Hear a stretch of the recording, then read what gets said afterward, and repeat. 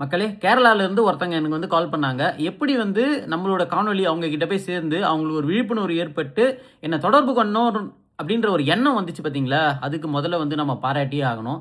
So நம்ம காணொளி போடுறதுக்கு முக்கிய நோக்கமே, அந்த மாரி வந்து மாட்டிக்கிட்டு காச இழந்துறக்கூடாது அப்படின்றதுக்காக தான்.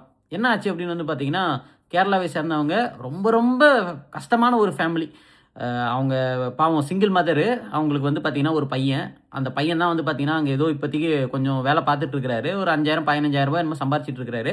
சரி, வெளிநாட்டுக்கு போனா ஒரு ரூ. 10 நம்ம சம்பாரிச்சிட முடியாதா? அப்படின்ற ஒரு எண்ணம் நெறைய பேர் மனசுல இருக்குது. ஸோ அந்த வகையில வந்து ஜப்பானுக்கு வந்து யார் மூலியமா வர முடியுமா அப்படின்னு சொல்லிட்டு என்ன பண்ணியிருக்காங்க, அவங்க வந்து ஒரு தெரிஞ்சவங்க மூலியமா வந்து தொடர்பு கொண்டு இருக்கிறாங்க.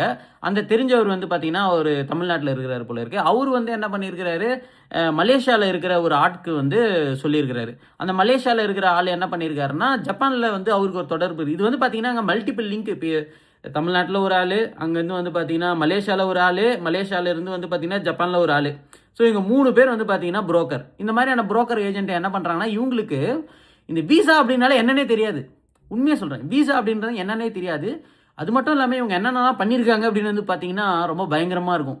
இவங்க வந்து வாங்கியிருக்கிறது வந்து பார்த்தீங்கன்னா, ரூ. 12,00,000 அந்த மாரி வந்து அந்த ஏழ்மையான ஃபேமிலி கிட்ட இருந்து வந்து வாங்கியிருக்கிறாங்க. வாங்கிட்டு என்ன பண்ணியிருக்காங்கன்னா, நாங்க வந்து உங்களுக்கு விசா அப்ளை பண்றோம். விசா அப்ளை பண்ணி உங்களுக்கு வேலை வாங்கி குடுக்குறோம் அப்படின்னு வந்து சொல்லியிருக்கிறாங்க.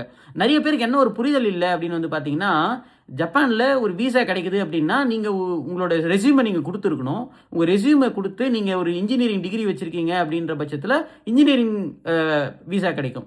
இது வந்து இன்ஜினியரிங் கிடையாது. நான் +2 தான் முடிச்சிருக்கேன் அப்படின்னா, நீங்க SSW அப்படின்னு ஒண்ணு இருக்கு. Specified skilled worker.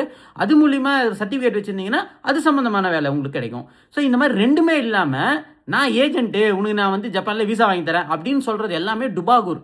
அந்த மாரி நெறைய பேர் முன்னாடி வந்தாங்க, இருந்தாங்க, சம்பாரிச்சாங்க. அவங்கலாம் அவங்களோட காலம் முடிஞ்சு போச்சு. இப்ப அந்த காலம் வந்து கிடையாது. ஓகேங்களா? அப்படி என்ன பண்ணியிருக்காங்கன்னா, ஒரு ரெஸ்யூமும் வாங்கல, இன்டர்வியூவும் எடுக்கல. உங்களுக்கு நான் விசா வாங்கி தரேன். எங்களுக்கு காசு குடுங்க. அப்படின்ற மாரி வாங்குறது. இந்த மாரி அந்த மாரியான வந்துச்சு அப்படின்னாலே நீங்க என்ன தொடர்பு கொள்ளுங்க. அவங்க என்ன மாரியான டுபாகூர் ஆளு அப்படின்றத நான் உங்களுக்கு எக்ஸ்போஸ் பண்ணிடுவேன். ஓகேங்களா? இப்ப என்னாச்சுன்னா, அவங்க வந்து தொடர்பு கொண்டு ஒரு வருஷத்துக்கு முன்னாடியே வந்து பார்த்தீங்கன்னா, அந்த காச வந்து கட்டிட்டாங்க. இப்ப என்ன ஆச்சு, அவங்க இப்ப ஜப்பான்ல வந்து பார்த்தீங்கன்னா, ஜப்பான்ல இருக்கக்கூடிய ஆள் வந்து விசாக்கு வந்து அப்ளை பண்றாரு ஒரு கம்பெனி மூலியமா. விசா வந்து பார்த்தீங்கன்னா ரிஜெக்ட் ஆகுது. ரிஜெக்ட் ஆகிற காரணத்தினால அவங்களால ஃபர்தரா எதுவும் ப்ரொசீட் பண்ண முடியல. இருங்க, நாங்க வந்து COE அனுப்புறோம் அப்படின்னு சொல்லிட்டு COE வந்து அனுப்பியிருக்காங்க. ஸோ விஷயம் என்னன்னு பார்த்தீங்கன்னா, அந்த ஒரு COE, அதாவது சர்டிஃபிகேட் ஆஃப் எலிஜிபிலிட்டி அப்படின்னு ஒண்ணு இருக்குதுங்க. அத வந்து குடுக்குறாங்க அப்படின்னாலே, உங்களுக்கு வந்து விசா வந்து ஸ்டாம்ப் உங்களோட பாஸ்போர்ட்ல அந்த COEன்றது இந்தியாவுக்கு போணும்.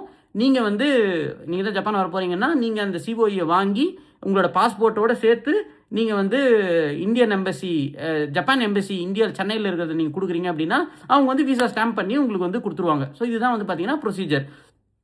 இப்ப இதுல என்ன பண்றாங்கன்னா, COE அப்படின்றத இவங்களே வந்து ஒரு டெம்ப்ளேட் ஒண்ணு இருக்கு இல்லைங்களா? யாருக்குன்னா எப்பனா வந்து வாங்கியிருப்பாங்க பாருங்க. அத அப்படியே வந்து ஃபோட்டோஷாப் எடுத்து, அதுல வந்து டேட்டு இதெல்லாம் மாத்தி, ஃபோட்டோவ அழகா ஒட்டி, அத வந்து ஸ்கேன் பண்ணி குடுத்துருக்காங்கங்க.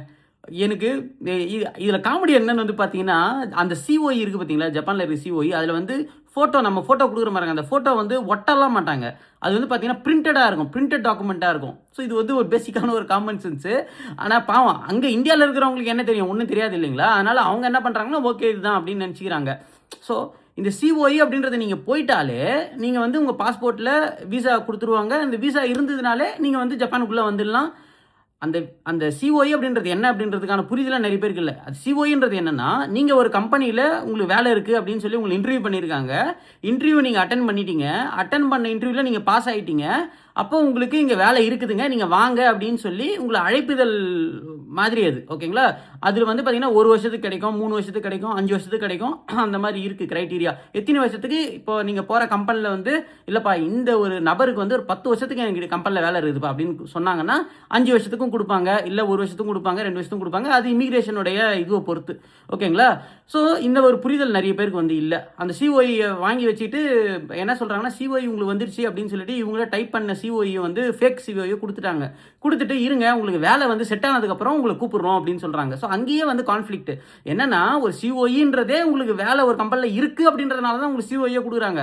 அப்படி இருக்கிற பட்சத்தில் இந்த சிஓஇயை கொடுத்துட்டு இருங்க உங்களுக்கு வேலை தேடிட்டு சொல்கிறேன் அப்படின்றதே வந்து பார்த்தீங்கன்னா மிகப்பெரிய ஒரு ஃபேக்கான ஒரு விஷயம். ஸோ இந்த மாதிரியான விஷயங்களில் அவங்க வந்து என்கிட்ட கேட்டதுனால இல்லைங்க இது ஃப்ராடு, நீங்கள் வந்து தவிர்த்துருங்க அப்படின்னு சொல்லி அவங்கள வந்து நான் தடுத்து நிறுத்துறதுக்கு ஒரு வாய்ப்பு வந்து எனக்கு இந்த காணொலி மூலிமா அமைஞ்சுது.